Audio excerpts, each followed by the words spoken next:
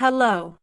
In this video, I'm going to demo the steps to identify if the Apple Push Notification Service certificate is expiring or expired and steps to renew. To check the APNS certificate status, access the Intune Admin Center in your browser window and sign into the portal with an admin user. Navigate to Devices, Enrollment Apple, and click on Apple MDM Push Certificate.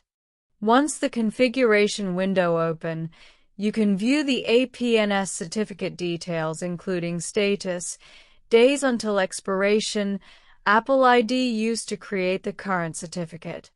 In this scenario, since the APNS certificate is already expired, let me walk you through the renewal steps. Step 1 is to download the Certificate Signing Request (CSR). Since we are already in Configure MDM Push Certificate window, click on Download your CSR to download the Certificate Signing Request file. Next step is to create a new certificate on the Apple Push Certificates portal. To do that, click on Create your MDM Push Certificate and sign in with the Apple ID we just noted from Certificate Details window. Once you are signed into the Apple Push Certificates portal, find the certificate you want to renew in your list of certificates. You can refer to the subject ID of the current APNS certificate to validate. Next, select Renew and upload the CSR file downloaded from the Intune console. Once CSR is uploaded, a new certificate .pem will be created in the Apple portal. Download this renewed certificate file. As the last step, we have to upload the new certificate to Intune. For that, return to the Intune Admin Center, enter the Apple ID used just now for future renewal. Next, upload the certificate file downloaded from the Apple portal.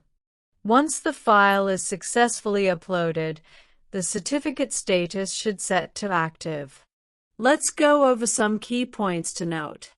1. The steps shown in the video apply to both creating a new APNS certificate and renewing an existing one. 2. Once an APNS certificate is created, it is valid for a year, which is an Apple rule. It is recommended for an organization to never let the APNS certificate expire. If it does, devices must be re-enrolled with a new APNS certificate, and new enrollments will be blocked until a valid cert is in place.